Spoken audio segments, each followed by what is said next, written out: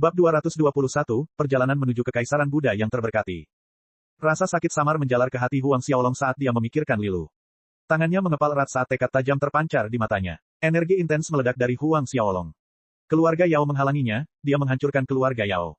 Jika Dewa Templar menghalangi jalannya, dia akan menghancurkan mereka juga.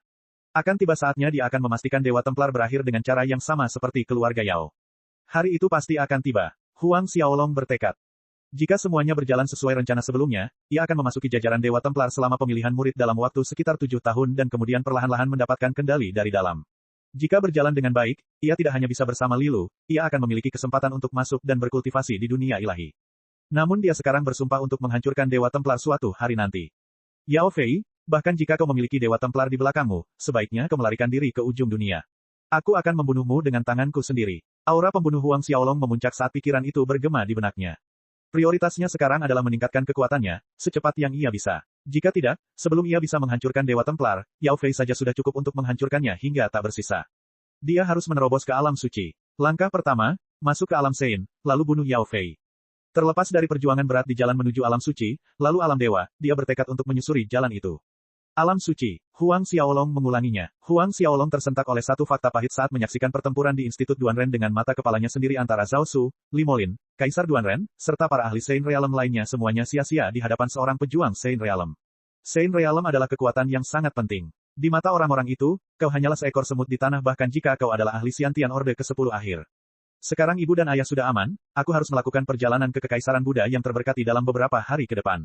Perjalanan ke Kekaisaran Buddha yang terberkati ini tidak dapat dihindari dan, seperti mutiara jiwa mutlak, dia benar-benar harus menemukan dan mengendalikan Gunung Sumi yang saleh. Menyatukan pikiran dan emosinya, Huang Xiaolong mengaktifkan cincin pengikat dewa dan memasuki medan perang kuno untuk berlatih. 1 bulan telah berlalu sejak istana Yao diratakan dengan tanah.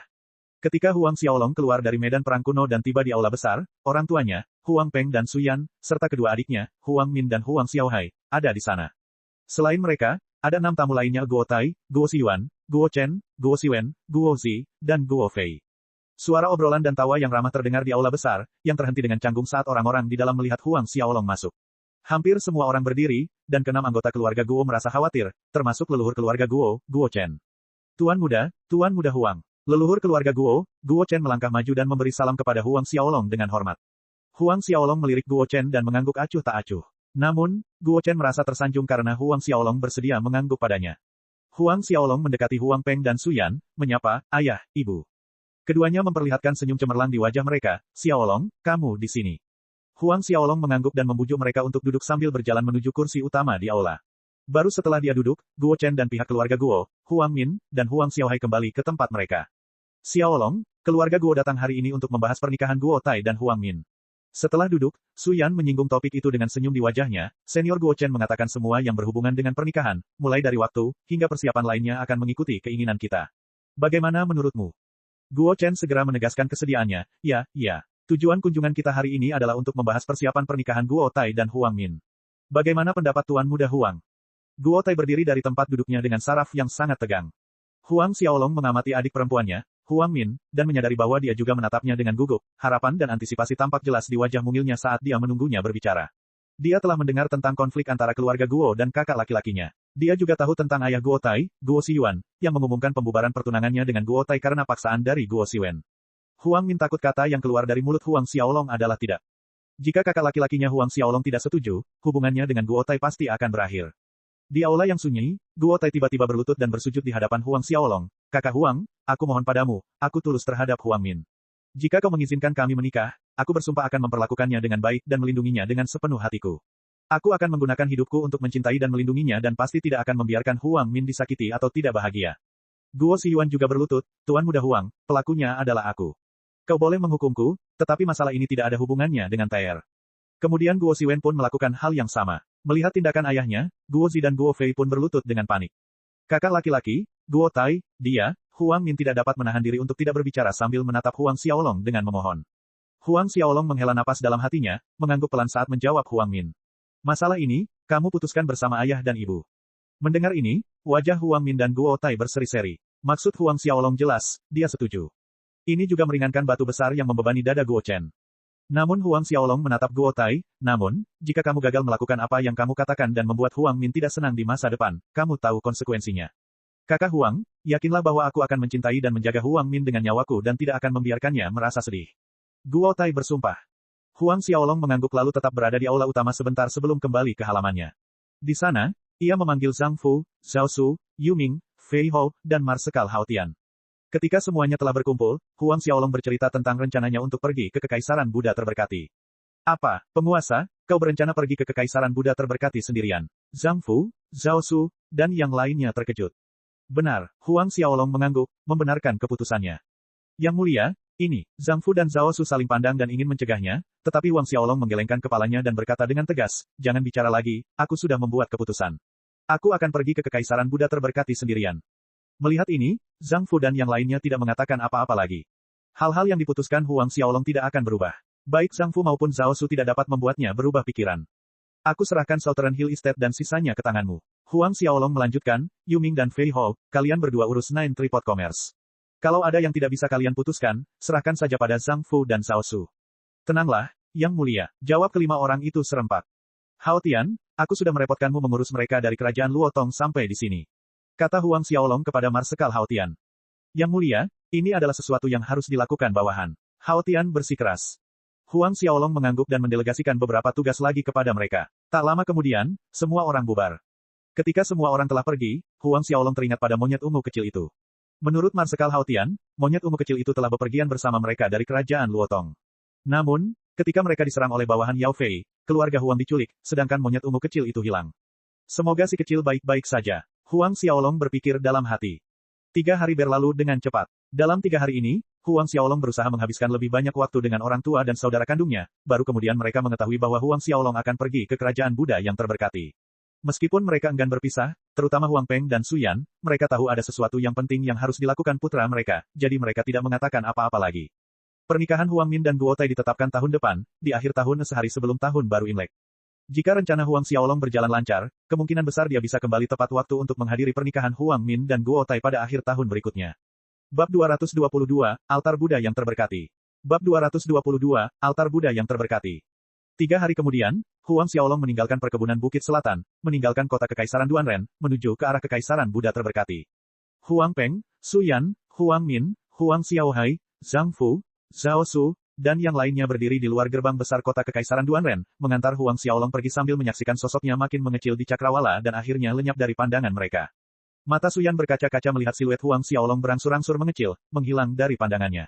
Sejak Huang Xiaolong berusia 8 tahun, pertama kali dia meninggalkan Huang Klan Manor untuk berlatih di luar hingga sekarang, 10 tahun telah berlalu. Selama tahun-tahun ini, dia dan putranya lebih banyak menghabiskan waktu terpisah daripada bersama. Tahun itu, bahkan dia tidak pernah membayangkan bahwa putranya akan menjadi sosok yang kuat di Kekaisaran Duanren hanya dalam waktu 1 dekade, bahkan Kaisar Duanren sangat menghormati putranya. Semua ini adalah hal yang bahkan tidak berani ia impikan 1 dekade lalu. Kaisar Duanren, keberadaan yang disembah oleh miliaran rakyat Kekaisaran Duanren. Mari kita kembali. Setelah waktu yang lama, Huang Peng berbicara dan kelompok itu kembali ke perkebunan Southern Hill. Meninggalkan kota Kekaisaran Duanren, Huang Xiaolong melanjutkan perjalanannya ke arah selatan, mencapai perbatasan Kekaisaran Duanren sebulan kemudian, benar-benar keluar dari tanah Kekaisaran Duanren. Kekaisaran tetangga pertama di sisi selatan adalah Kekaisaran Spring Fawn. Kekuatan Kekaisaran Spring Fawn berada di peringkat bawah di antara 17 kekaisaran di benua angin salju, jauh lebih lemah daripada Kekaisaran Duanren, dengan kurang dari 800 kerajaan di bawah monarkinya. Oleh karena itu, wilayah Kekaisaran Spring Fawn hanya setengah dari wilayah Kekaisaran Duanren. Sepanjang perjalanan, Huang Xiaolong memilih melewati bukit-bukit tandus dan jalan-jalan terpencil, terburu-buru siang dan malam. Jarang ada orang di rute ini, jadi dia memanggil naga hitam dan naga biru. Dengan sekali lompatan, dia mendarat di salah satu dari kedua naga itu dan terbang maju. Dengan naga kembar yang membawanya di udara, kecepatan Huang Xiaolong menjadi jauh lebih cepat dan segera, ia telah menghancurkan Kekaisaran Fawn musim semi. Akan tetapi, masih ada 3 wilayah kerajaan besar yang harus dilewatinya sebelum tiba di kerajaan yang terletak di titik paling selatan benua angin salju, Kerajaan Buddha Terberkati. Karena Huang Xiaolong memilih untuk menempuh rute perbukitan tandus, dia tidak menemui masalah apapun di sepanjang jalan. Paling-paling, mereka adalah bandit-bandit kecil dengan kekuatan tertinggi dari Ordo ke-10 Hautian. Bagi Huang Xiaolong saat ini, Ordo ke-10 Hautian tidak lebih dari sekadar mengangkat 1 jari. Waktu terus berjalan seiring perjalanan Huang Xiaolong, dan dalam sekejap mata, setengah tahun pun berlalu. Dalam setengah tahun ini, Huang Xiaolong terus melatih ki pertempuran dan kekuatan internalnya dengan tekun, meningkatkan kekuatannya sebanyak mungkin. Pertama, ki tempurnya telah mencapai puncak Orde kedua Xiantian akhir dan dapat maju ke Orde ketiga dalam waktu dekat, sedangkan kekuatan internalnya telah mencapai titik balik tahap 9, naga biru melenturkan cakarnya. Memasuki tahap 10 hanya dalam hitungan hari. Malam pun tiba. Cahaya bulan bersinar seperti riak air yang terang. Di suatu tempat di Bukit Tandus, Huang Xiaolong duduk di samping api unggun kecil. Ia mengeluarkan kendi anggur sapiditi dari cincin Asura dan menyesap anggur itu perlahan sambil mengatur pikirannya. Dalam 20 hari atau kurang, ia akan tiba di Kekaisaran Buddha yang terberkati. Kekaisaran Buddha yang terberkati. Huang Xiaolong mengucapkan nama itu melalui bibirnya. Dia pernah mendengar rumor yang mengatakan bahwa Kekaisaran Buddha terberkati dibangun oleh seseorang bernama Tianfu dari dunia Buddha sekitar 1000 tahun yang lalu, dan pendirinya, Tianfu, telah menghilang sejak saat itu. Orang yang mengendalikan Kekaisaran Buddha terberkati saat itu adalah muridnya yang bernama Si Fantian I. Fantian sering dikaitkan dengan Brahma, dewa penciptaan Hindu. Si Fantian, nama legendaris di benua angin salju. Dikatakan bahwa Si Fantian lahir dengan fisik Buddha bawaan, dengan batu giok Buddha di mulutnya yang merekam keterampilan hebat, Kitab Suci Prajna 2 yang hanya bisa dipraktikkan oleh Si Fantian dengan fisik Buddha bawaan. Dalam perjalanan ke sana, aku penasaran apakah aku bisa melihat sekilas Si Fantian ini. Sebelum memulai perjalanannya, Huang Xiaolong bertanya dan mengerti bahwa Si Fantian ini adalah orang yang tangguh. Ketika dia mengambil alih Kekaisaran Buddha terberkati 1000 tahun yang lalu, dia sudah menjadi Saint Realm Orde kedua. Dan Huang Xiaolong menegaskan bahwa jika orang luar ingin memasuki Gua Buddha, pertama-tama mereka harus membawa token Buddha terberkati. Token Buddha terberkati setara dengan token emas Kekaisaran Duanren. Setiap token Buddha terberkati diberikan secara pribadi oleh Si Fantian sendiri. Hanya ada 2 keping token emas Kekaisaran Duanren, tetapi tidak demikian halnya dengan token Buddha terberkati. Huang Xiaolong tidak tahu jumlah sebenarnya, tetapi ia memperkirakan jumlahnya tidak akan kurang dari 10 token. Lebih jauh lagi, dia tidak tahu siapa saja yang memegang salah satu token Buddha terberkati ini. Hal ini membuat Huang Xiaolong mengerutkan kening. Masih terlalu dini untuk mengkhawatirkan hal ini, dia akan memikirkan caranya saat dia mencapai tujuan. Malam pun berlalu. Keesokan paginya, Huang Xiaolong melanjutkan perjalanannya. Setengah bulan kemudian, dia akhirnya tiba di Kekaisaran Buddha yang terberkati. Ketika ia menginjakkan kaki di tanah itu, dari sekian banyak kota yang ia lalui, sebagian besar bangunannya berhubungan dengan agama Buddha. Setidaknya ada satu kuil Buddha di hampir setiap jalan, beberapa toko bahkan memiliki berbagai desain ukiran Buddha di pintu masuknya. Di seluruh Kekaisaran Buddha yang terberkati, orang dapat merasakan inti ajaran Buddha yang kental seperti bau dupa yang memenuhi udara. Ketika tiba di Kekaisaran Buddha terberkati, Huang Xiaolong menanyakan berita tentang token Buddha terberkati saat ia menuju ke arah Gua Buddha. Gua Suci, atau Gua Buddha, tidak terletak di dalam kota Kekaisaran yang berada di sisi selatan, Gua Buddha terletak di seberangnya, di sisi utara. Yang satu berada di selatan dan yang lain menjaga utara, asimetri resonansi. Setelah sebulan kemudian, Huang Xiaolong mencapai salah satu kota utama di sekitar Gua Buddha yang disebut Kota Pedagang Sisi Utara. Gua Buddha merupakan tanah terlarang, terutama bagi orang luar. Namun, kota sisi utara ini tetap berkembang pesat. Saat memasuki kota, Huang Xiaolong disambut dengan pemandangan deretan kereta kuda yang panjang dan tak berujung serta lautan pejalan kaki yang ramai, mulai dari biksu berjubah kasaya hingga rakyat jelata dengan berbagai macam gaya pakaian, pendeta Tao berjubah Tao, bahkan biarawati. Benar-benar perpaduan yang eklektik. Setelah Huang Xiaolong memasuki kota, dia berhenti ketika melewati sebuah restoran bernama Creek of Cloud dan masuk ke dalam. Dia memilih meja di dekat jendela, lalu duduk dan memesan makanan kepada pelayan. Kau tidak salah dengar, altar Gua Suci muncul lagi. Altar Buddha yang terberkati muncul kembali. Sudah lebih dari 300 tahun sejak terakhir kali muncul. Ya, setiap kali altar Buddha terberkati muncul, itu berarti pasti ada mutasi yang terjadi di dalam Gua Buddha. Aku ingin tahu siapa yang akan sangat beruntung dipilih oleh altar Buddha terberkati kali ini. Kudengar bahwa orang yang dipilih oleh altar dapat bertemu dengan Kaisar Agung kita dan dikabulkan satu permintaan. Pada saat ini, suara-suara diskusi yang seru terdengar di telinga Huang Xiaolong. Rasa ingin tahunya meningkat, hatinya pun tergoda. Altar Buddha yang terberkati. Pelayan, Huang Xiaolong memanggil pelayan. Tuan muda, apa pesanan Anda? Pelayan itu bergegas menghampiri Huang Xiaolong, membungkuk dan tersenyum sopan. Huang Xiaolong melemparkan kantung uang yang berisi beberapa ratus koin emas kepada pelayan, dan bertanya, altar Buddha terberkati yang mereka sebutkan, apa itu? Sambil menangkap tas itu, pelayan itu dengan ringan memantulkan tas berisi uang itu di telapak tangannya dan senyum cemerlang mengembang di wajahnya. Tuan muda pasti dari suatu tempat di luar Kekaisaran Buddha yang terberkati, bukan? Altar Buddha yang terberkati ini adalah sesuatu yang ditinggalkan oleh pendiri kekaisaran kita, Kaisar Tianfu, yang muncul sekali setiap beberapa lusin tahun atau beberapa ratus tahun. Siapapun yang dipilih oleh altar Buddha yang terberkati akan diberikan kesempatan untuk bertemu dengan Kaisar kita Si Fantian dan dapat memenuhi satu permintaan. Huang Xiaolong mendengarkan dan bertanya kepada pelayan beberapa pertanyaan lagi yang berhubungan dengan altar Buddha terberkati. Beberapa saat kemudian, pelayan itu pergi, sedangkan Huang Xiaolong termenung. Menurut apa yang dikatakan pelayan itu, orang yang dipilih oleh altar Buddha terberkati akan menjalani ritual penyucian oleh energi suci Buddhisme di dalamnya, yang tidak hanya meningkatkan kultivasi seseorang, tetapi juga bermanfaat bagi jalur kultivasi seseorang dalam jangka panjang. Namun, semua ini bukanlah hal yang paling penting dari semuanya adalah bahwa Si Fantian akan mengabulkan satu permintaan orang terpilih. Kalau dia terpilih oleh altar Buddha terberkati, dengan satu permintaan yang dijanjikan itu dia dapat dengan lancar memasuki Gua Buddha. Oleh karena itu, Huang Xiaolong memutuskan, besok pagi sekali dia akan pergi dan melihat altar Buddha yang terberkati. Catatan, perbedaan, jubah kasaya para biksu biasanya memiliki satu warna blok kunyit, merah, sedangkan jubah resmi seorang Taois memiliki diagram bagua yang tergambar di atasnya. Prajna mengacu pada wawasan langsung terhadap kebenaran yang diajarkan oleh agama Buddha. Bab 223, Reaksi dari Altar Buddha yang Terberkati. Keesokan harinya, pagi itu cerah dan cerah. Huang Xiaolong melangkah keluar dari penginapan, dan keluar dari gerbang kota Northside Merchant City, berjalan ke tempat altar Buddha terberkati berada. Menurut pelayan restoran, altar Buddha terberkati berada tepat di atas alun-alun di depan pintu masuk gua Buddha. Konon, altar Buddha terberkati menanti orang yang ditakdirkan setiap kali muncul dan hanya menghilang setelah orang tersebut dipilih. Kali ini, altar Buddha terberkati telah mengapung di depan gua Buddha selama 1 bulan. Karena jarak antara kota dagang sisi utara dan gua Buddha yang dekat, Huang Xiaolong segera tiba di alun-alun tersebut. Alun-alun besar di depan gua Buddha itu bernama alun-alun 1000 berkah. 10.000 patung Buddha berjejer di sekelilingnya. Setiap patung berbeda, dari ekspresi hingga posisi, tetapi ada satu kesamaan, semua patung ini tingginya 10 sang. Saat Huang Xiaolong tiba di Thousand Blessing Square, tempat itu sudah ramai. Mengikuti arus kerumunan, Huang Xiaolong perlahan mendekat dan akhirnya berhenti tepat di depan pintu masuk gua Buddha. Dari sudut ini, Huang Xiaolong dapat melihat dengan jelas, tepat di atas pintu masuk gua Buddha, sebuah medali emas berbentuk persegi melayang di udara. Medali emas itu kira-kira berukuran belasan meter kubik, diukir padat dengan pemandangan yang menggambarkan banyak sekali Buddha di banyak permukaannya dan beberapa pola khusus dari kitab suci agama Buddha. Di udara, medali emas itu berdenyut dengan cincin cahaya keemasan, menyebarkan energi murni Buddhisme sejauh 100 sang di sekelilingnya. Gelombang suara tiba-tiba melesat di antara kerumunan saat ini. Lihat, itu Luo Wuyi dari keluarga Luo. Tatapan Huang Xiaolong mengikuti arah umum kerumunan dan melihat seorang pemuda berjubah biru menuju langsung ke arah medali emas.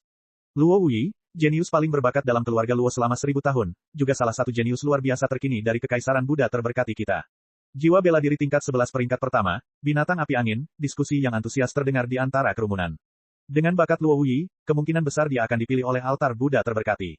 Secara umum, semakin tinggi tingkatan jiwa bela diri seseorang, semakin tinggi pula bakatnya, dan semakin tinggi pula peluangnya untuk dipilih oleh altar Buddha terberkati.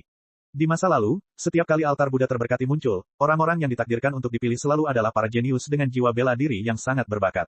Namun, sekali lagi, ada pengecualian, altar Buddha terberkati memilih seorang pemuda yang memiliki jiwa bela diri tingkat 10. Sementara kerumunan berdengung, Luo Wuyi tiba di altar Buddha yang terberkati. Ketika Luo Wuyi berdiri di bawah altar Buddha yang terberkati, cahaya ki pertempuran yang cemerlang keluar dari tubuhnya, dan ketika dia melakukannya, altar Buddha yang terberkati tampak beresonansi, melepaskan cahaya berkilauannya sendiri. Lihat, ada reaksi dari altar Buddha terberkati. Sepertinya Luo Wuyi benar-benar orang yang dipilih oleh altar Buddha terberkati. Kegaduhan melanda kerumunan massa, teriakan kegembiraan membumbung bagai ombak.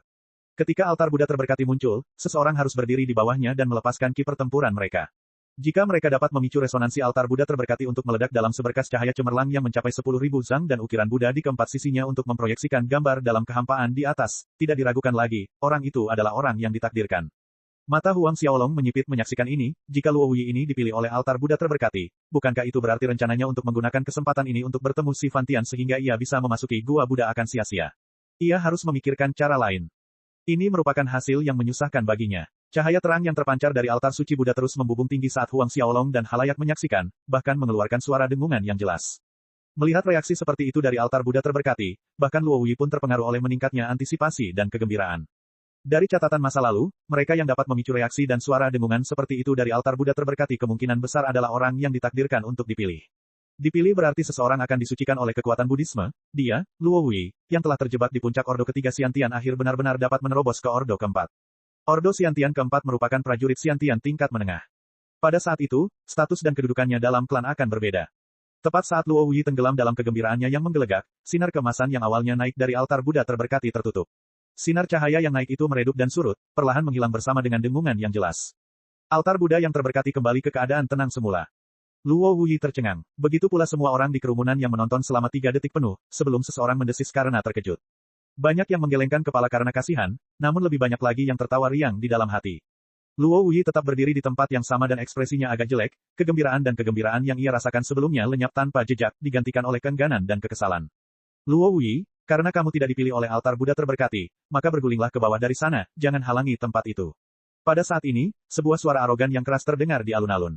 Itulah kejeniusan keluarga Chen, Chen Dingyuan. Keluarga Chen dan Luo adalah musuh bebuyutan bagai api dan es, terlebih lagi, Chen Dingyuan dan Luo Wuyi memiliki dendam di antara mereka. Kali ini, Luo Wuyi tidak dipilih, dia pasti senang. Kerumunan itu membuka sedikit celah agar Chen Dingyuan bisa lewat sementara bisikan-bisikan terus berlanjut.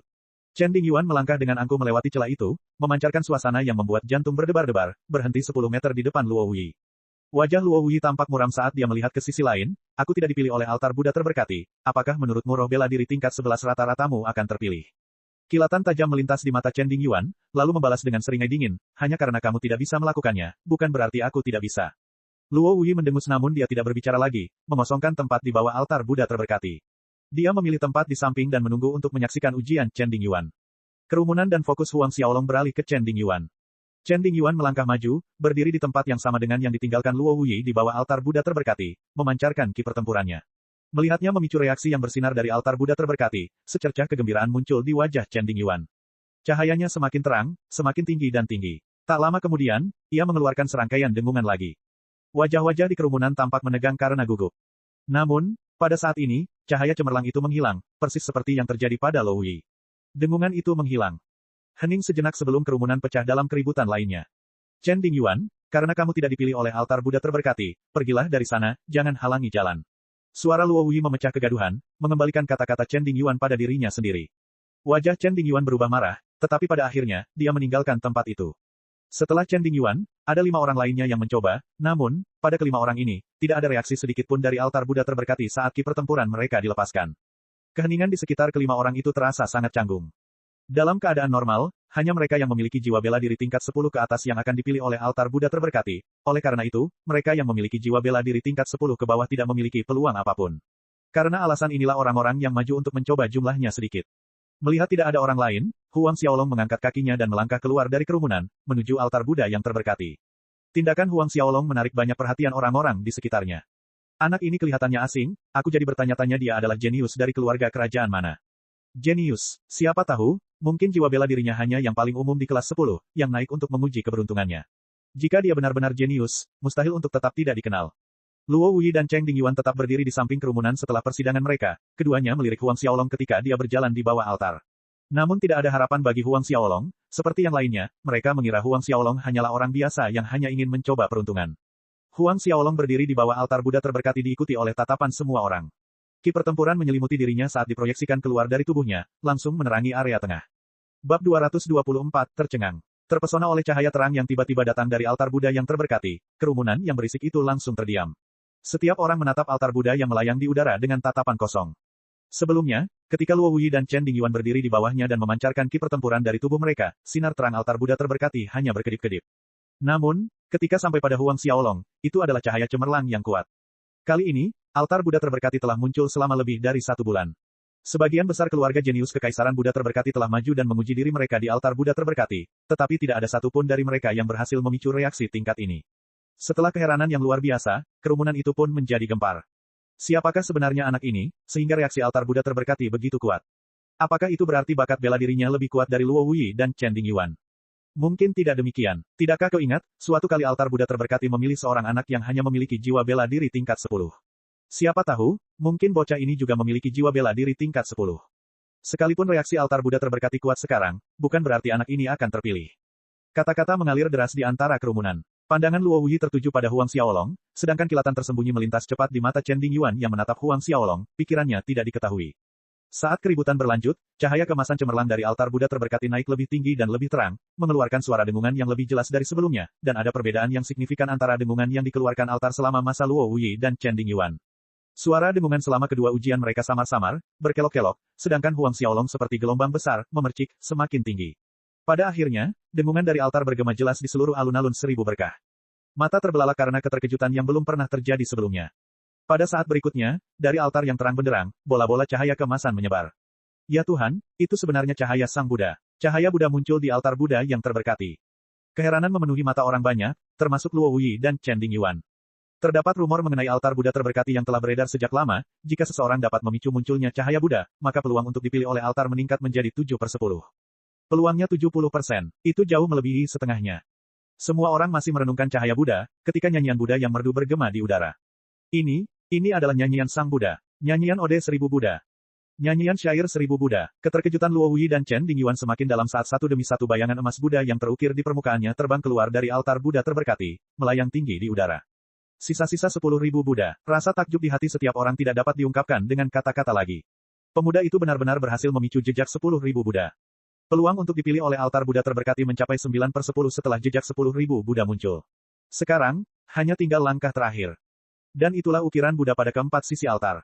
Jika Huang Xiaolong dapat memicu ukiran Buddha di keempat sisinya, itu berarti altar Buddha terberkati telah memilihnya. Pada saat itu, kekuatan penyucian yang agung akan menyelimuti tubuh Huang Xiaolong dalam ritual penyucian. Saraf menegang karena antisipasi, setiap individu di kerumunan berusaha untuk tidak berkedip, menatap tajam ke arah Huang Xiaolong dan altar Buddha yang terberkati.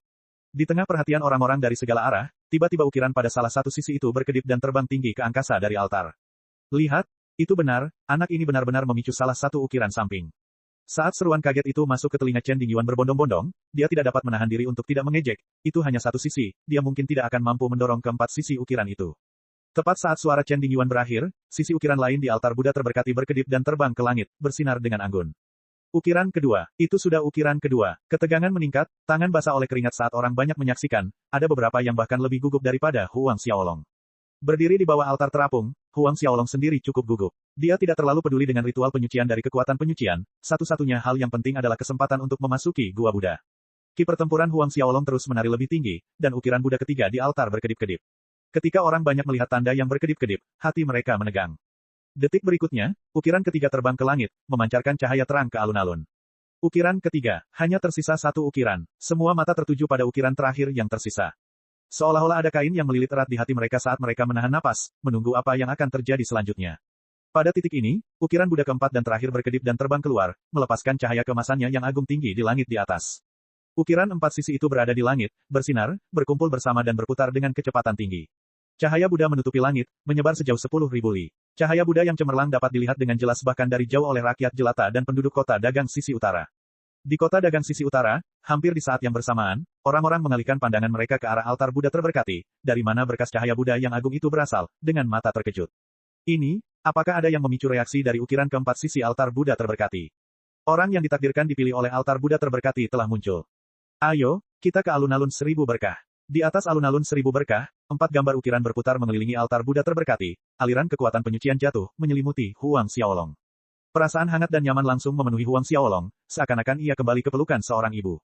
Energi yang menenangkan meresap ke dalam meridian Huang Xiaolong, laut qi, daging tubuhnya, ke organ-organ dalamnya, berkelok-kelok, berulang kali, meningkatkan fisik Huang Xiaolong.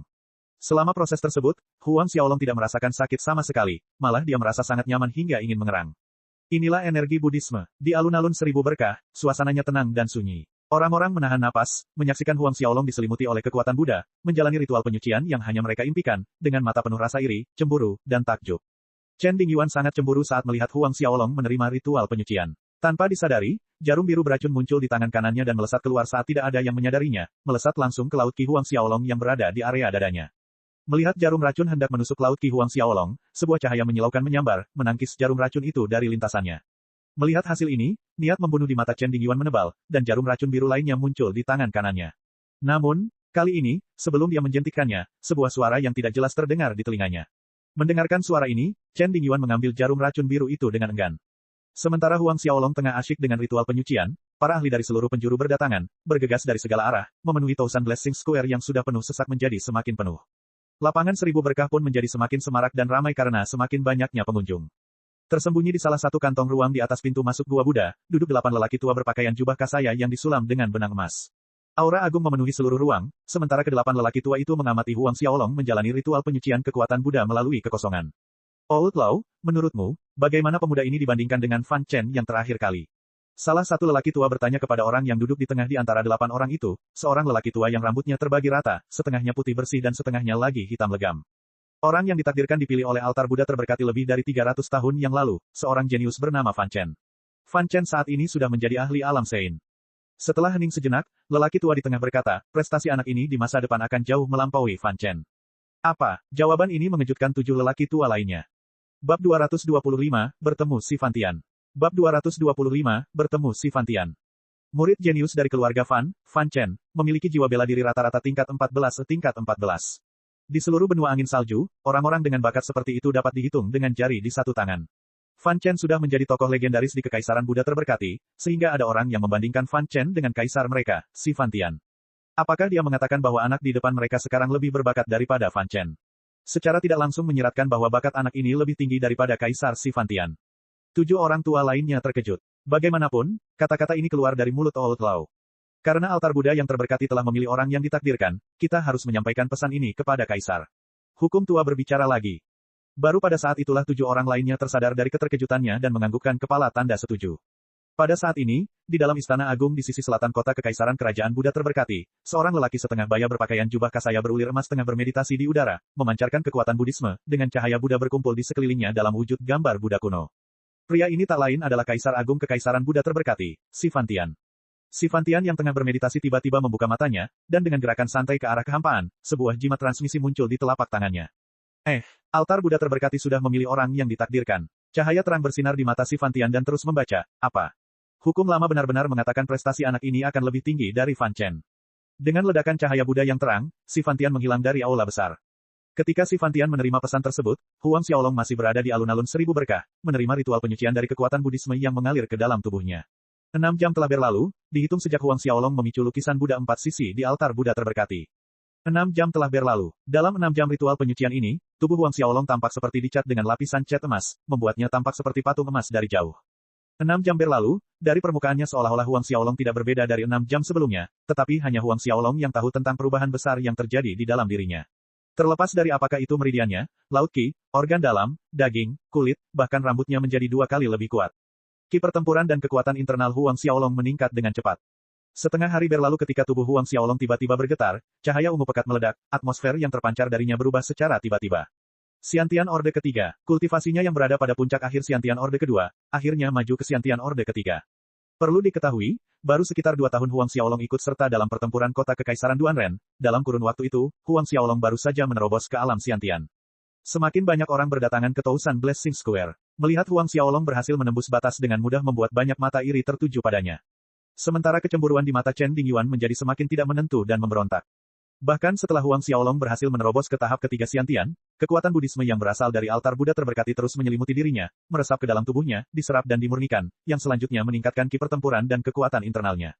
Sehari penuh dan 1 malam berlalu. Hanya setelah 1 hari dan 1 malam altar Buddha terberkati menutupi kekuatan Buddhismenya, dan segera setelah itu, ia menghilang dari pandangan di udara. Sepanjang waktu, Huang Xiaolong telah menyerap dan memurnikan kekuatan Buddhisme. Ki pertempurannya menerobos dari puncak awal Orde kedua Xiantian akhir ke puncak Orde ketiga Xiantian awal dan kemudian seterusnya ke puncak Orde ketiga Xiantian pertengahan. Itu hanya berhenti karena altar Buddha terberkati berhenti dan menghilang. Kerumunan orang kembali gempar menyaksikan altar Buddha terberkati menghilang dan Huang Xiaolong terbangun. Kegembiraan melintas di wajah Huang Xiaolong saat dia membuka matanya dan mencoba merasakan perubahan di dalam tubuhnya menggunakan indera spiritualnya. Hasil dari ritual penyucian altar Buddha terberkati jauh melampaui imajinasinya. Asumsi awalnya adalah Ordo ketiga Xiantian awal. Menyatukan emosinya, Huang Xiaolong mengamati sekelilingnya, dan akhirnya, tatapannya tertuju pada tubuh Chen Dingyuan. Ketika menerima ritual penyucian, serangan jarum beracun yang dilakukan Chen Dingyuan, Huang Xiaolong sangat menyadarinya. Melihat Huang Xiaolong melihat ke arahnya, Chen Dingyuan mencibir dengan jijik, tatapan mereka bertabrakan di udara. Kerumunan yang berdesakan itu tiba-tiba membelah jalan kecil di tengah, memungkinkan sekelompok orang yang mengenakan seragam Menteri Kekaisaran Buddha terberkati untuk mendekati Huang Xiaolong. Yang memimpin mereka adalah seorang lelaki tua berjanggut putih panjang, yang memiliki sepasang mata yang cerah. Itu adalah Adipati Agung Mabo dari Kekaisaran Buddha yang terberkati.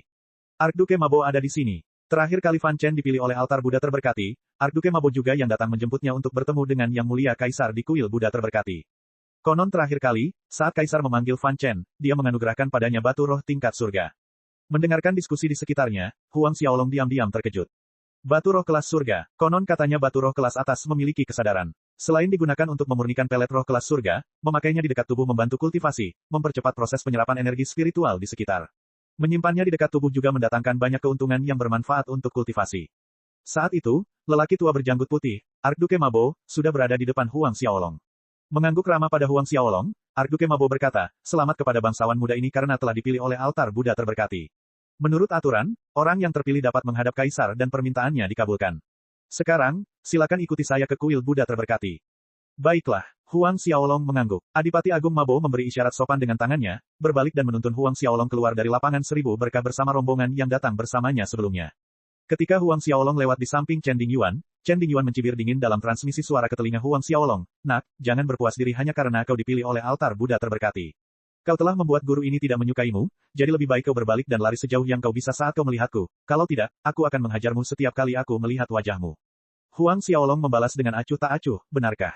Aura pembunuhnya melesat terlalu cepat hingga tak terlihat. Tak lama kemudian, Huang Xiaolong meninggalkan lapangan mengikuti Archduke Mabo, sehingga kerumunan itu pun berangsur-angsur bubar. Dengan kepergian Huang Xiaolong, Chen Dingyuan dan Luo Wuyi juga meninggalkan alun-alun. Keluar dari alun-alun seribu berkah, Adipati Mabo menuntun Huang Xiaolong berjalan kaki selama 1 jam sebelum berhenti di sebuah bangunan megah yang menjulang setinggi 100 sang, dibangun dengan batu granit cerah. Di keempat sisi dinding granit terdapat ukiran Buddha dalam berbagai bentuk. Bangsawan muda, ini adalah kuil Buddha terberkati, Kaisar telah menunggumu di dalam. Mari kita masuk. Sesampainya di depan bangunan yang menjulang tinggi itu, Mabo berkata sambil tersenyum. Kemudian dia berbalik dan terus memimpin jalan di depan Huang Xiaolong. Saat Huang Xiaolong memasuki aula besar, kekuatan Buddhisme yang luar biasa menyerbu ke arahnya. Di hadapan kekuatan Buddhisme ini, perasaan ingin bersujud dalam penyerahan diri muncul dalam benak Huang Xiaolong, tetapi pada saat yang tepat ini, naga hitam dan biru di tubuh Huang Xiaolong bergetar, melepaskan aura perkasa yang mengalir keluar dari tubuh Huang Xiaolong. Dalam sekejap, kekuatan Buddhisme yang menguasai Huang Xiaolong memudar. Merasakan aura naga yang dahsyat dari tubuh Huang Xiaolong, Mabo terkejut, butuh beberapa saat sebelum dia berhasil menenangkan diri, terus memimpin jalan. Kuil Buddha terberkati terletak di area tanah yang cukup luas, sebanding dengan lapangan 1000 berkah. Huang Xiaolong mengamati tempat itu sambil berjalan, memperhatikan banyak balok pilar giok putih dengan binatang Buddha 1. Binatang Buddha, yang diukir di bagian paling atas. Setelah berjalan beberapa lama, mereka sampai di depan aula besar. Seorang pria berdiri di sana dengan punggung menghadap mereka, kedua tangannya tergenggam di punggungnya. Kaisar, bangsawan muda ini adalah orang terpilih dari altar Buddha terberkati. Mabo berbicara, memperkenalkan diri.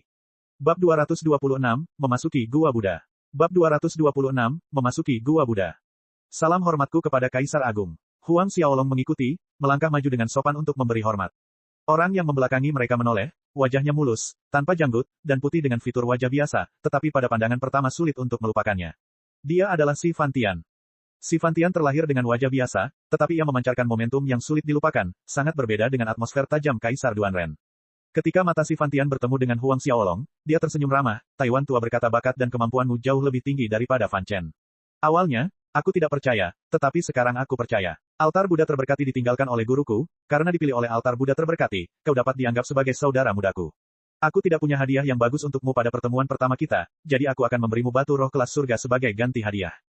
Sebuah batu transparan yang mempesona muncul di telapak tangan Si Fantian, hampir sebesar telapak tangannya, namun berkilauan dengan cemerlang, dan Huang Xiaolong menyadari energi spiritual di sekitarnya benar-benar berkumpul menuju batu itu. Di dalam batu itu terkandung energi yang samar-samar terlihat yang bahkan membuat jantung Huang Xiaolong berdebar-debar. Kaisar Agung, ini, Huang Xiaolong menatap batu roh di tangan Si Fantian dan ragu-ragu. Batu roh kelas surga terlalu berharga. Si Fantian melambaikan tangannya ke arah Huang Xiaolong, panggil saja aku kakak senior.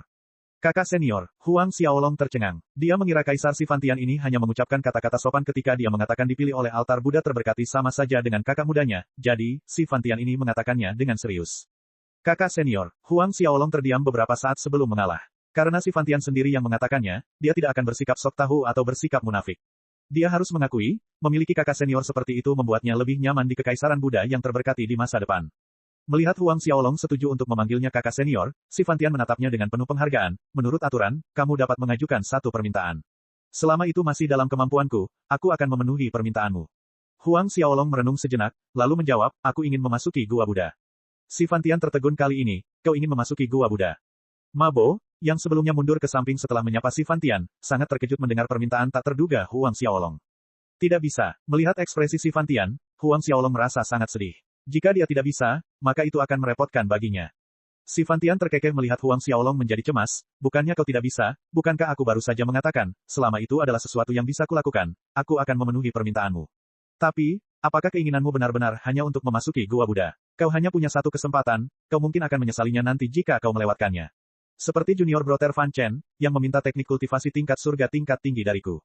Teknik kultivasi tingkat surga tingkat tinggi. Huang Xiaolong hampir menggigit lidahnya karena terkejut. Si Fantian ini ternyata memiliki teknik kultivasi tingkat surga yang tinggi. Setiap teknik kultivasi tingkat surga tingkat tinggi sangatlah berharga, sesuatu yang bahkan lebih langka daripada keberadaan prajurit alam suci. Tampaknya, Si Fantian menyiratkan bahwa dia benar-benar memberi Fan Chen teknik kultivasi yang sangat berharga. Melihat pikiran Huang Xiaolong berubah dengan jelas di wajahnya, Si Fantian tertawa, benar, bakat junior brother Fan Chen memang sangat tinggi, tetapi, itu karena dia mengolah hukum abadi Buddha tidur tingkat surga tingkat tinggi yang kuberikan padanya sehingga dia mampu menerobos alam Sein dengan begitu cepat. Hukum abadi Buddha tidur. Sebuah cahaya penasaran berkedip di mata Huang Xiaolong. Sebenarnya, dia pernah mendengar Zhao Su menyebutkan hukum abadi Buddha tidur ini di masa lalu. Tidak diragukan lagi itu adalah teknik kultivasi tingkat surga tingkat tinggi, hanya saja dia tidak menyangka teknik kultivasi ini berasal dari tangan Si Fantian. Bagaimana, sudahkah kamu memikirkannya dengan saksama? Si Fan Tian menambahkan, beberapa saudara muda sebelum Fan Chen memiliki permintaan serupa, itu adalah teknik kultivasi tingkat surga tingkat tinggi atau keterampilan pertempuran, karena hanya ada satu kesempatan. Aku masih ingin memasuki Gua Buddha. Huang Xiaolong berkata dengan sungguh-sungguh. Meskipun teknik kultivasi tingkat surga atau keterampilan bertarung tingkat tinggi itu menggoda, namun daya tariknya tidak seberapa jika dibandingkan dengan 1/10 dari daya tarik harta karun surgawi Gunung Sumi yang saleh, dan Gunung Sumi yang saleh adalah tujuan terpenting Huang Xiaolong datang ke sini. Meskipun begitu, Huang Xiaolong tercengang dengan tawaran si Fan Tian. Apakah itu berarti dia memiliki banyak koleksi teknik kultivasi tingkat tinggi dan keterampilan bertarung tingkat surga? Mendengar Huang Xiaolong bersikeras memasuki Gua Buddha, si Fan Tian tidak menyangka. Terlintas dalam benaknya bahwa permintaan Huang Xiaolong untuk memasuki Gua Buddha hanyalah iseng, setelah diingatkan dengan lembut, Huang Xiaolong pasti akan memilih teknik kultivasi tingkat surga atau keterampilan bertarung tingkat tinggi. Dia tidak menyangka bahwa Huang Xiaolong masih akan meminta untuk memasuki Gua Buddha. Bahkan Mabo pun bingung dan heran mendengar permintaan Huang Xiaolong. Baiklah, karena ini keputusanmu, aku tidak akan banyak bicara. Sesaat kemudian, si Fan Tian menjelaskan, ini adalah token Buddha terberkati. Dengan memegang token ini, kamu dapat memasuki Gua Buddha. Saat si Fan Tian berkata demikian, sebuah token muncul di telapak tangannya. Di kedua sisi token terdapat ukiran Buddha, bersinar dalam lingkaran cahaya keemasan yang cemerlang. Huang Xiaolong mendekati token Buddha terberkati. Ia terkejut karena si Fan Tian akan memberinya token Buddha terberkati dengan mudah hanya karena ia ingin memasuki Gua Buddha. Token Kekaisaran Buddha terberkati bukanlah sesuatu yang bisa dimiliki sembarang orang. Menerima token tersebut, Huang Xiaolong mengucapkan terima kasih dengan tulus. Terima kasih, kakak senior. Si Fan Tian melambaikan tangannya dengan acuh tak acuh, hanya sebuah token Buddha terberkati yang sederhana, tidak perlu bersikap sopan, lagi pula, token di tanganmu tidak dapat dibandingkan dengan hukum abadi Buddha tidur milik Fan Chen. Huang Xiaolong menyeringai. Beberapa saat kemudian, Adipati Agung Mabo memimpin Huang Xiaolong keluar dari kuil Buddha terberkati. Si Fan Tian menatap ke arah Huang Xiaolong pergi, bergumam pada dirinya sendiri, sepertinya dia adalah Huang Xiaolong. Tidak heran, tidak heran. Sebelumnya, ketika Huang Xiaolong melepaskan momentum naga yang perkasa saat memasuki aula, si Fan Tian sudah menebak identitas Huang Xiaolong. Semenjak pertempuran kota Kekaisaran Duanren, di mana Huang Xiaolong memamerkan bakat luar biasa dari roh bela diri naga kembarnya, naga hitam dan biru, banyak ahli dari berbagai kekaisaran di benua angin salju mulai memperhatikannya. Orang-orang yang memiliki jiwa bela diri naga ilahi purba terhitung di benua angin salju, selain Huang Xiaolong hanya ada satu orang lagi dan si Fan Tian pernah bertemu orang itu sebelumnya. Ketika Mabo membawa Huang Xiaolong keluar dari kuil Buddha terberkati, ia memberikan Huang Xiaolong sebuah token Adipati Agung. Mabo, sebagai Adipati Agung Kekaisaran Buddha terberkati, memegang status yang sangat tinggi, tepat di bawah Kaisar si Fan Tian dan beberapa biksu yang dihormati, termasuk hukum lama. Token Adipati Agung milik Mabo, Huang Xiaolong juga tidak menolak. Token Archduke milik Mabo akan berguna di masa depan di Kekaisaran Buddha terberkati. Token Buddha terberkati terlalu menarik perhatian, akan merepotkan untuk beberapa hal. Melihat Huang Xiaolong bersedia menerima token Archduke miliknya, wajah tua Mabo berseri-seri dengan senyum gembira. Ia memberitahu Huang Xiaolong bahwa jika ia menemui masalah yang tidak dapat ia tangani, ia dapat datang ke kediaman Archduke untuk mencarinya. Huang Xiaolong mengangguk dan mengucapkan terima kasih. Mabo pun pergi. Melihat sosok Mabo yang pergi, Huang Xiaolong menyimpan token Archduke. Token ini adalah isyarat niat baik, atau lebih tepatnya, isyarat sanjungan. Setelah Mabo tidak terlihat, Huang Xiaolong langsung menuju Gua Buddha dan tiba di pintu masuk tanpa membutuhkan banyak waktu. Namun, ketika dia ingin memasuki Gua Buddha, sebuah momentum kuat muncul dari dalam, menghalangi Huang Xiaolong di pintu masuk. Detik berikutnya, sebuah siluet muncul. Mengetahui orang ini adalah penjaga Gua Buddha, Huang Xiaolong menunjukkan token Buddha terberkatinya bahkan sebelum pihak lain membuka mulut untuk bicara. Menatap token Buddha terberkati di tangan Huang Xiaolong, siluet itu linglung sejenak sebelum mengangguk ke arah Huang Xiaolong dan menghilang dari tempatnya dalam sekejap. Sambil diam-diam bernapas lega, Huang Xiaolong melangkah maju, memasuki Gua Buddha. Kali ini, tidak ada lagi perlawanan yang menghalangi jalannya. Melewati pintu masuk, Huang Xiaolong merasa seolah-olah dia telah datang ke dunia lain. Di depannya, sejauh mata memandang, hanya ada patung Buddha. Bab 227, Mencari Gunung Sumi yang Suci. Bab 227, Mencari Gunung Sumi yang Suci. Satu demi satu, patung Buddha yang megah menjulang tinggi di langit dan bumi, tingginya melebihi 10 sang. Mencapai 100 sang, beberapa ratus sang. Menatap ke depannya, Huang Xiaolong tidak dapat melihat ujung patung Buddha bahkan di garis cakrawala. Ada 10.000 patung Buddha di alun-alun 1000 berkah, lalu di dalam gua Buddha, ada berapa banyak patung Buddha? Ratusan ribu, mungkin bahkan jutaan. Huang Xiaolong tercengang setengah mati melihat pemandangan ini. Patung-patung Buddha ini dipahat dalam berbagai bentuk, masing-masing sangat mirip dengan aslinya, seolah-olah masing-masing patung ini padat, dalam tubuh mereka yang sebenarnya di bumi. Huang Xiaolong terbang lebih dalam ke gua di atas patung-patung Buddha ini, menggunakan sayap iblisnya. Awalnya, Huang Xiaolong tidak merasakan apa-apa, tetapi seiring berjalannya waktu, matanya mulai melihat 2 kali lipat, pikirannya, hatinya, setiap pikiran, dan napasnya dipengaruhi oleh patung-patung Buddha ini. Setelah terbang kurang dari 1 jam, Huang Xiaolong merasa sangat lelah hingga ia segera berhenti, mendarat di bahu patung Buddha besar dan duduk bermeditasi. Huang Xiaolong menyentuh dahinya, mendapati dirinya basah oleh keringat dan terkejut. Dengan kekuatan Xiantiannya saat ini, belum lagi terbang hanya sekitar 1 jam, dia bisa terbang sehari semalam dan dia tidak akan merasa lelah, apalagi kelelahan. Tapi sekarang, dia basah oleh keringat. Ini sangat tidak biasa. Perlahan, Huang Xiaolong menyadari kelelahannya berasal dari jiwanya dan bukan karena ki pertempurannya habis. Kelelahan itu berasal dari indera spiritual, jiwa, dan hatinya, terlebih lagi, energi di dalam tubuhnya kacau. Sambil menarik napas dalam-dalam untuk menenangkan diri, Huang Xiaolong menjalankan kitab metamorfosa tubuh untuk menyesuaikan kondisinya, secara bertahap menenangkan kekacauan yang terjadi di dalam tubuhnya. Beberapa jam kemudian, Huang Xiaolong membuka matanya lagi, sudah tenang, tetapi rasa lelahnya masih ada. Bahkan lebih melelahkan daripada saat ia bertarung dengan Xie Putih dalam pertempuran kota Kekaisaran Duanren untuk memperebutkan kejuaraan. Meski begitu, Huang Xiaolong bangkit dan terus melangkah masuk lebih dalam ke dalam gua. Beberapa jam kemudian, ia harus berhenti lagi untuk beristirahat guna bermeditasi, menenangkan energi dalam tubuhnya yang kembali kacau. Huang Xiaolong menyadari sesuatu yang aneh. Setelah bermeditasi, jiwa dan kekuatan spiritualnya justru lebih lelah dari sebelumnya. Huang Xiaolong berdiri dan meneruskan langkahnya lebih dalam. Suatu hari berlalu dengan cara yang sama. Di penghujung hari, ketika Huang Xiaolong berhenti untuk beristirahat di tubuh patung Buddha, ia merasa pusing, napasnya tidak teratur. Bahkan, ia sedikit terengah-engah. Ia bergegas untuk bermeditasi dan menelan pil obat untuk memulihkan diri. Tetapi menelan pelet obat tidak berpengaruh pada jiwa dan kekuatan spiritual. Pelet obat yang dimilikinya juga untuk memulihkan ki pertempuran dan kekuatan internal. Kali ini, ia menghabiskan sepanjang malam untuk menenangkan energi kacau di dalam dirinya. Huang Xiaolong membuka matanya setelah semalam, bahkan lebih lelah dari sebelumnya, sehingga ia tidak ingin bergerak. Tidur, ia hanya ingin tidur. Huang Xiaolong sangat ingin menutup matanya dan tidur selamanya, tidak bangun. Apa yang terjadi? Kesadaran Huang Xiaolong tiba-tiba tersentak. Patung Buddha, itu patung Buddha. Huang Xiaolong teringat dan terkejut menemukan akar penyebab masalahnya ini. Tubuh patung Buddha tersebut memanifestasikan tekanan spiritual yang tak terlihat dan tekanan spiritual tak terlihat inilah yang menyebabkan jiwa dan kekuatan spiritualnya terasa sangat terkuras. Meskipun dia menemukan penyebabnya, Huang Xiaolong mengerutkan kening. Jika ia terus menyelami lebih dalam, jiwa dan rohnya mungkin tidak akan mampu menahan tekanan spiritual tak kasat mata yang ditunjukkan oleh patung-patung Buddha ini dan akan hancur. Pada saat itu, ia akan berakhir menjadi orang gila, karena bahkan ahli alam Sein tidak dapat menyembuhkan roh yang terluka. Huang Xiaolong memeriksa pagoda harta karun linglong, cincin pengikat dewa, dan mutiara jiwa absolut dalam tubuhnya, ketiga harta surgawi itu semuanya diam. Ketika Huang Xiaolong memasuki paviliun suci dalam rangka mencari mutiara jiwa absolut, sesekali masih ada reaksi dari pagoda harta karun linglong dan cincin pengikat dewa, namun kali ini, tidak satu pun dari tiga harta karun surgawi di dalam tubuhnya menunjukkan reaksi apapun. Apakah dugaan Zhao Su salah? Pikir Huang Xiaolong dalam hati. Zhao Su membuat kesimpulan berdasarkan kitab suci Buddha kuno yang diperolehnya. Jika asumsi Zhao Su salah, maka perjalanan ke Kekaisaran Buddha terberkati ini akan menjadi perjalanan yang sia-sia. Tanpa Gunung Sumi yang saleh, rencana Huang Xiaolong untuk maju ke Ordo ke-10 Xiantian dalam kurun waktu 6 tahun tidak mungkin. Lupakan Ordo ke-10 Xiantian, dia masih jauh dari menembus Ordo ke-7 Xiantian.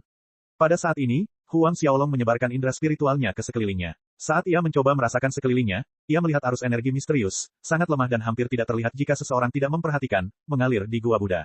Jika bukan karena Huang Xiaolong dengan hati-hati menyebarkan indera spiritualnya, itu tidak akan diperhatikan.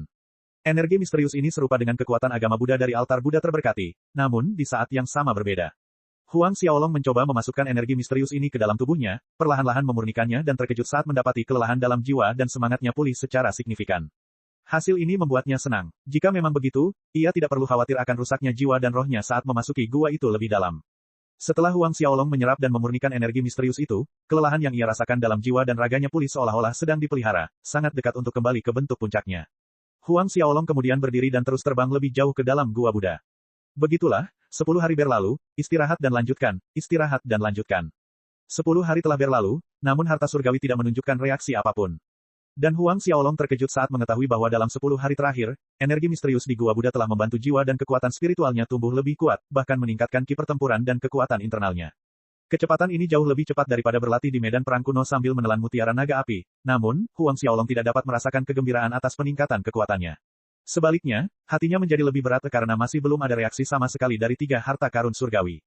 Dalam 10 hari terakhir, semua yang bisa dilihat matanya hanyalah lautan patung Buddha yang tak berujung, dan hanya patung Buddha. Zhao Su belum pernah masuk ke dalam gua Buddha, jadi sebelum masuk, Huang Xiaolong tidak tahu seperti apa rupa tanah terlarang Kekaisaran Buddha yang terberkati. Sekarang dia tahu. Meskipun peluangnya tampak semakin menipis dari hari ke hari, Huang Xiaolong tidak mau meninggalkan gua Buddha begitu saja. Untungnya, tidak ada batasan waktu untuk tinggal di dalam gua Buddha, seperti waktu 1 bulan di paviliun suci. Dia bisa tinggal selama yang dia mau. Berkultivasi di gua Buddha juga bermanfaat, oleh karena itu, Huang Xiaolong tetap bertahan, menjelajah lebih dalam setiap hari.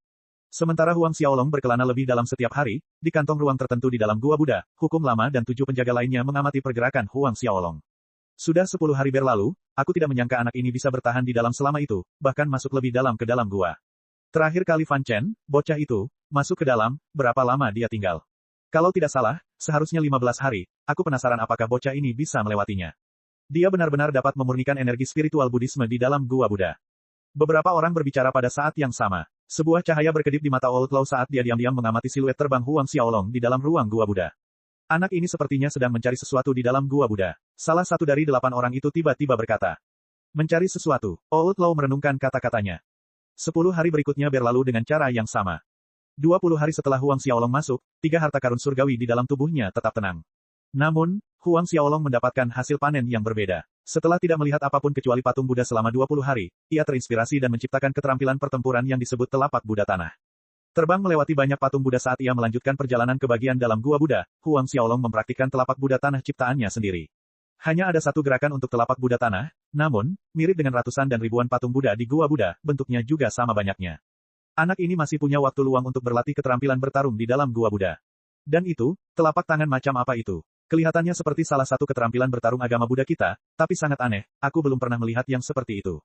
8 biksu berjubah kasaya mengamati Huang Xiaolong yang tengah berlatih telapak Buddha tanahnya dengan saksama, sambil berdiskusi di antara mereka. Dia mungkin menciptakan keterampilan pertempuran ini sendiri. Tatapan Old Law tidak pernah lepas dari Huang Xiaolong saat dia mengucapkan kata-kata itu dengan suara muram. Bab 228, Petunjuk Lokasi Gunung Sumis yang Suci. Bab 228, Petunjuk Lokasi Gunung Sumi yang Suci. Apa, keterampilan bertarung yang diciptakan sendiri? 7 lelaki tua lainnya berseru dengan takjub mendengar ide itu. Itu tidak mungkin, kan? Salah satu dari mereka bertanya dengan ragu.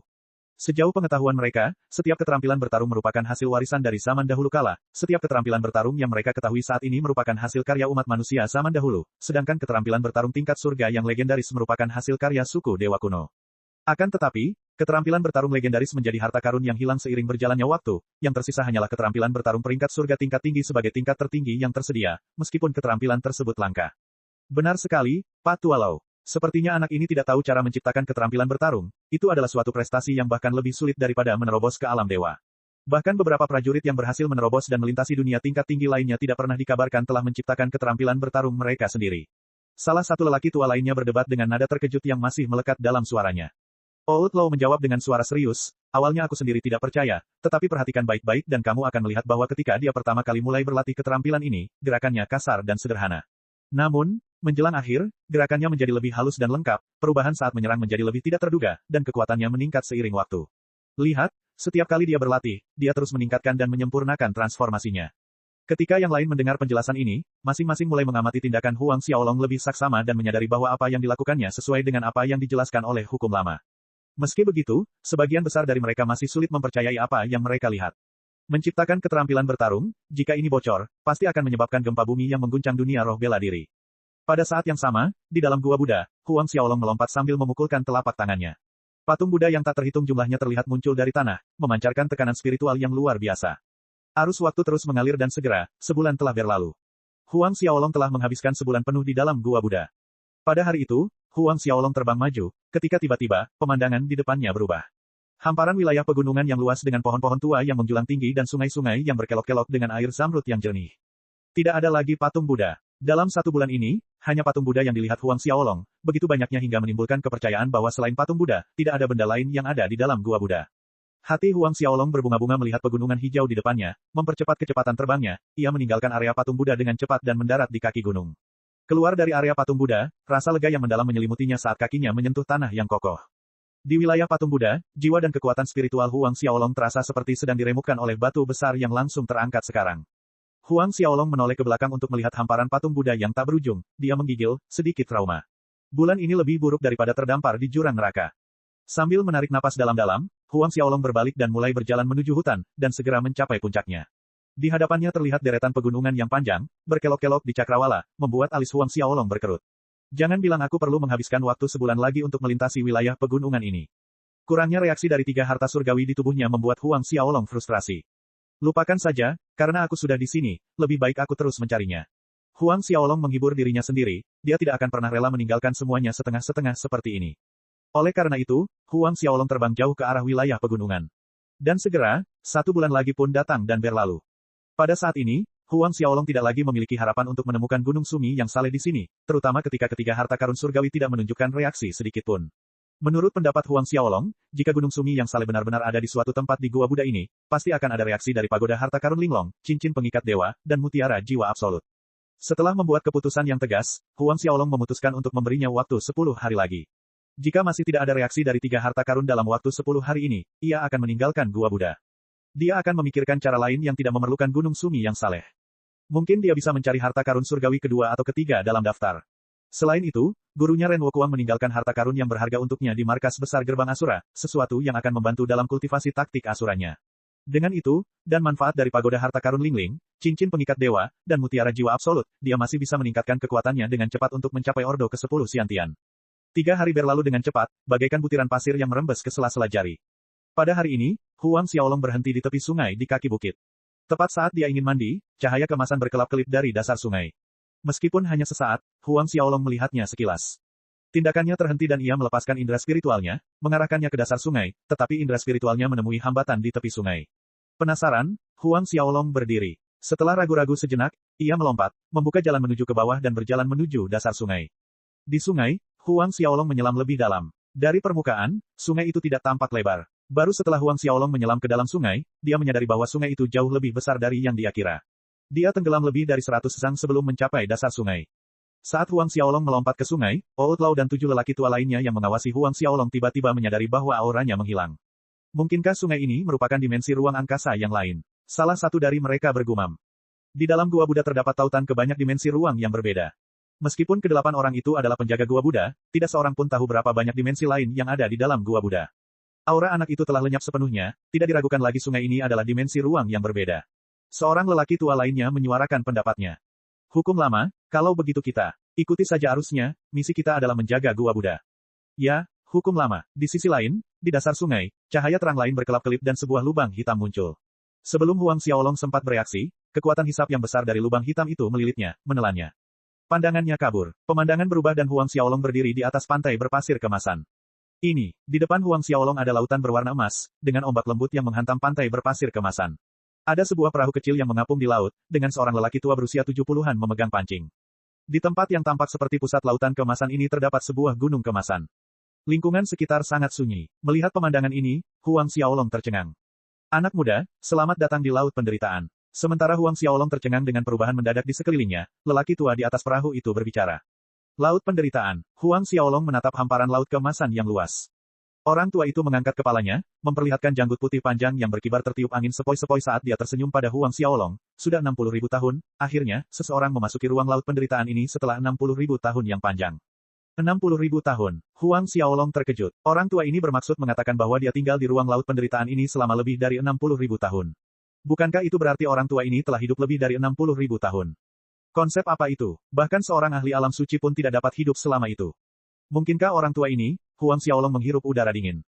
Anak muda, kamu memasuki Gua Buddha untuk Gunung Sumi yang suci, kan? Orang tua itu melanjutkan dengan langkahnya sendiri. Huang Xiaolong terkejut dan waspada pada saat yang sama. Bagaimana orang tua ini tahu? Ya, beberapa detik kemudian, Huang Xiaolong menenangkan diri dan mengakui tujuannya.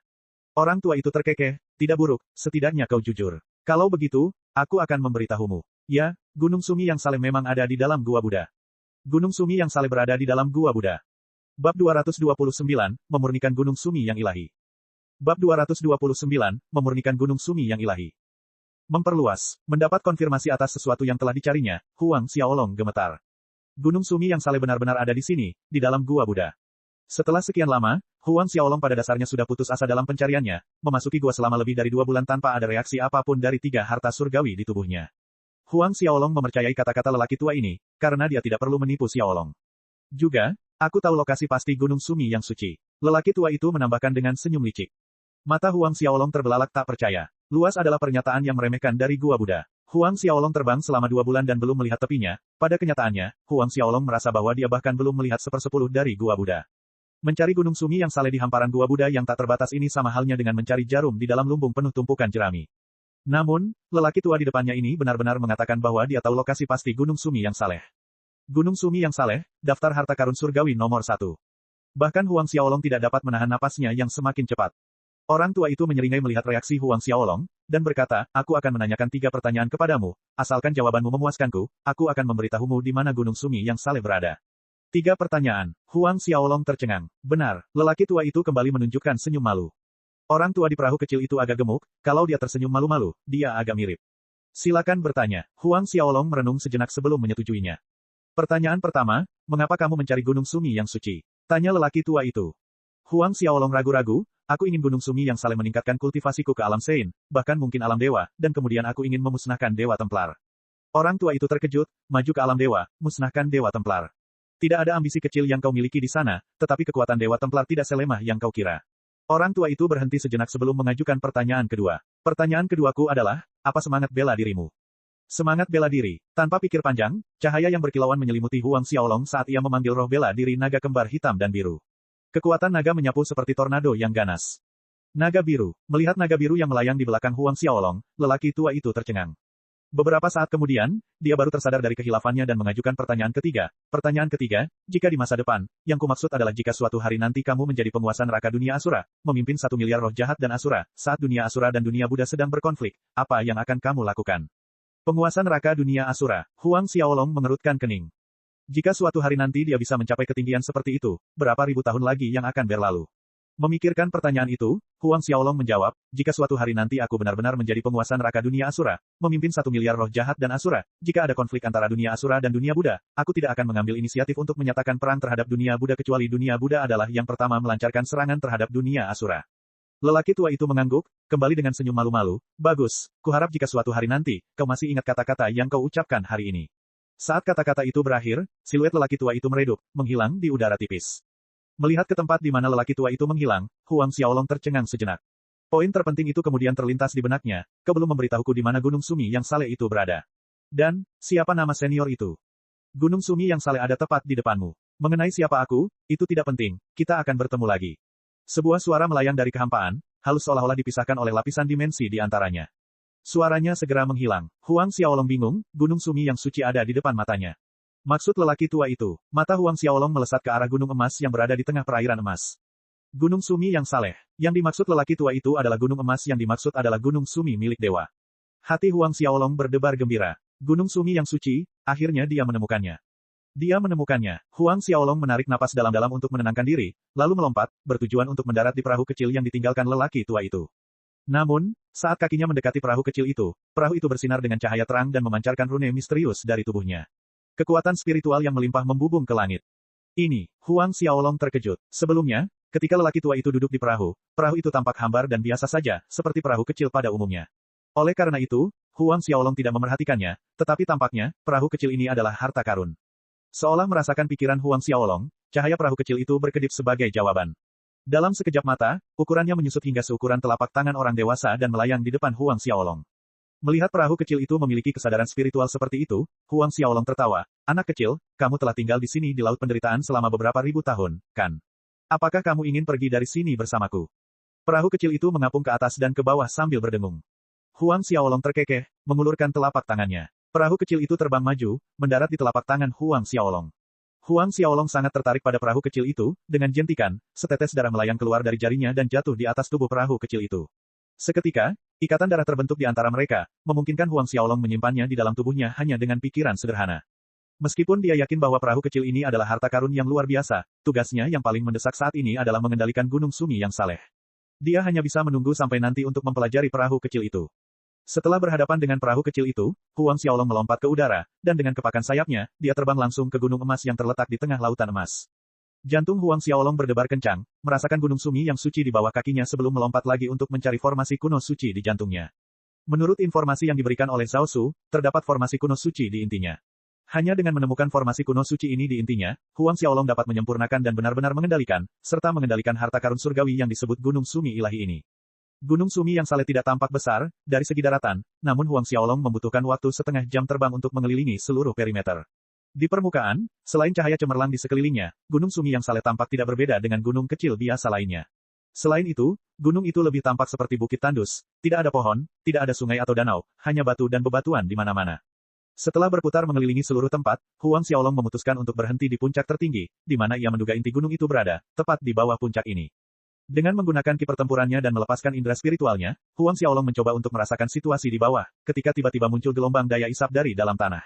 Penglihatannya kabur, dan ia muncul di aula kuil yang besar. Sebuah formasi kuno besar diukir di tengah aula kuil yang besar, dengan lukisan Buddha yang tinggi sebagai intinya. Lukisan tersebut menggambarkan 10 Buddha yang memancarkan fluktuasi konstan tekanan spiritual yang kuat. Ini pasti formasi kuno suci inti Gunung Sumi. Hati Huang Xiaolong berdebar-debar karena kegembiraan saat menatap formasi di tengah aula.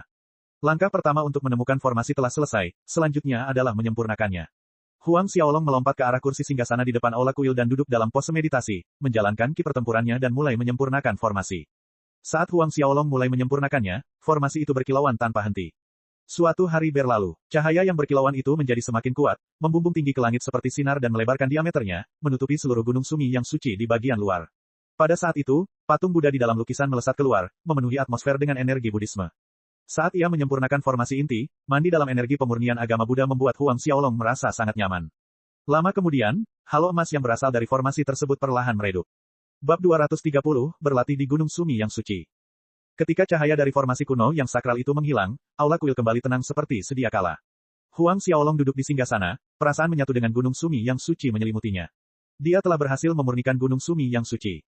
Awalnya, Huang Xiaolong berpikir akan sangat merepotkan untuk menyempurnakan formasi inti Gunung Sumi yang saleh, setidaknya dari segi waktu, mungkin butuh 10 hari hingga setengah bulan. Kemudahan itu mengejutkannya.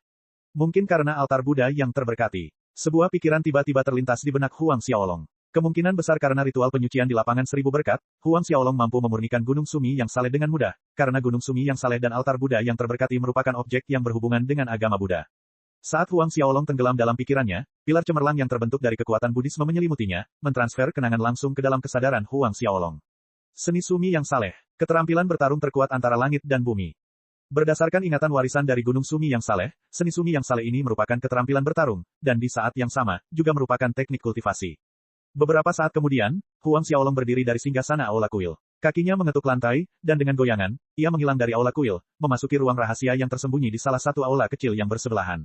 Di dalam ruang rahasia ini terdapat kolam kecil yang berisi cairan putih keruh, memancarkan aroma menggoda yang cukup untuk membuat seseorang mabuk dengan euforia dari satu hirupan, perasaan nyaman yang luar biasa menyebar ke anggota tubuh dan tubuhnya.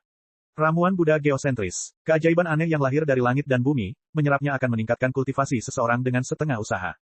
Huang Xiaolong mendekati kolam kecil itu dengan penuh harap, menatap eliksir Buddha geosentris yang memikat itu tanpa berkedip, kegembiraan yang luar biasa membuat jantungnya berdebar kencang.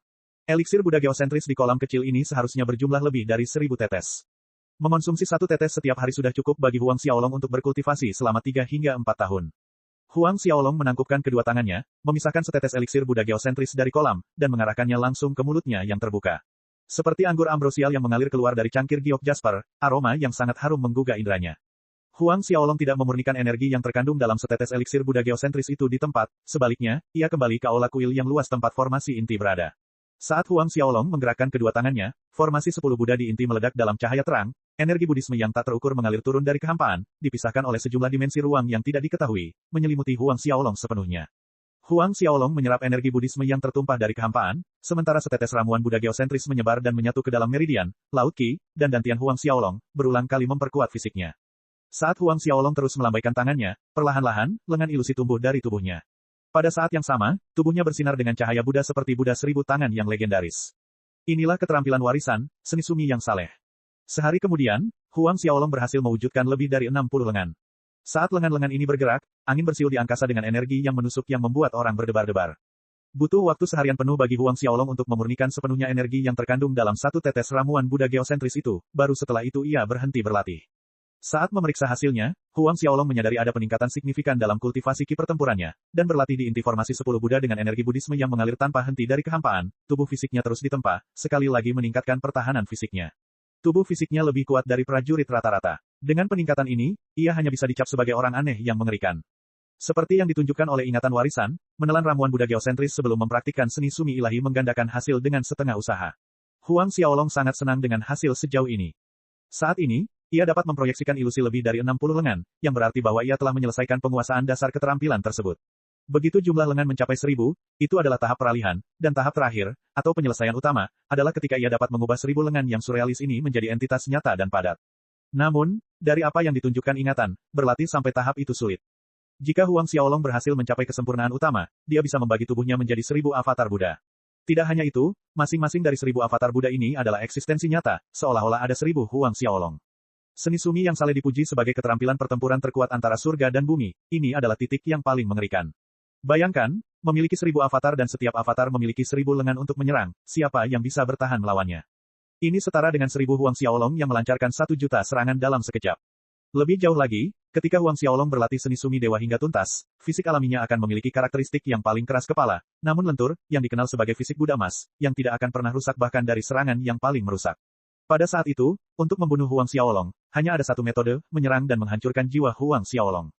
Huang Xiaolong menghembuskan ki busuk lewat mulutnya. Seni sumi yang saleh, aura keagungan yang misterius terpancar dari Huang Xiaolong. Cahaya berkilauan di matanya, memperlihatkan ketajaman. Dewa Templar, Ao Baixue, Yao Fei, Li Molin. Akan tiba saatnya aku akan menginjak-injak kalian semua di bawah kakiku, membunuh kalian satu persatu. Setelah beberapa saat, Huang Xiaolong menjadi tenang. Sekali lagi menggerakkan tangannya, mengumpulkan ki pertempuran di telapak tangannya untuk mengaktifkan formasi inti. Dari luar, gunung emas di tengah laut penderitaan bergetar hebat dan terbang keluar dari laut penderitaan, merobek kekosongan dan menghilang. Ketika muncul lagi, ia berada di luar gua Buddha, di atas hutan belantara tandus di lokasi tertentu dari Kekaisaran Buddha yang terberkati. Ini adalah salah satu kekuatan Dewa Gunung Sumi, Huang Xiaolong dapat mengendalikan penerbangan Dewa Gunung Sumi melalui formasi inti, tetapi keuntungan utamanya adalah kemampuan menembus ruang angkasa. Selain itu, formasi inti juga mengendalikan Gunung Sumi yang saleh untuk menyerang. Menurut ingatan warisan, Gunung Sumi yang saleh diciptakan sepenuhnya dari bahan-bahan yang berasal dari dunia Buddha, lempengan emas ilahi yang lembut. Selama proses pemurnian, 10.000 tetes darah emas dari 10.000 Buddha kuno dicairkan ke dalamnya, keras namun lembut. Tidak mungkin ada sesuatu di dunia roh bela diri yang dapat membuat goresan pada tubuh Gunung Sumi yang saleh. Bahkan seorang penguasa alam dewa pun takkan mampu berbuat apa-apa. Setelah keluar dari kehampaan, Gunung Sumi yang saleh melayang tinggi di langit, mungkin beberapa ribu zang tingginya, masanya yang besar menutupi matahari. Huang Xiaolong hanya bisa membayangkan seperti apa jadinya jika menggunakan Gunung Sumi yang saleh untuk menyerang. Gunung biasa sebesar ini sudah cukup menakutkan, terlebih lagi ini adalah Gunung Sumi milik dewa. Kecil, lebih kecil, lebih kecil, lebih banyak. Huang Xiaolong mengendalikan formasi inti, mengecilkan Gunung Sumi yang saleh secara terus-menerus sehingga gunung beberapa ribu zang akhirnya berukuran seukuran telapak tangan. Lebih kecil lagi, ia terus menyusut hingga seukuran butiran pasir. Ketika itu berhasil, Huang Xiaolong memilih arah dan mengendalikan Gunung Sumi yang saleh, terbang ke hutan lebat di kejauhan. Meskipun ia telah menemukan Gunung Sumi yang saleh, ia tidak terburu-buru untuk kembali ke Kekaisaran Duanren. Pertama, ia ingin berkultivasi dengan damai dan menerobos ke tingkat keempat Xiantian sebelum memutuskan hal lain. Xiantian Fourth Order merupakan garis pemisah.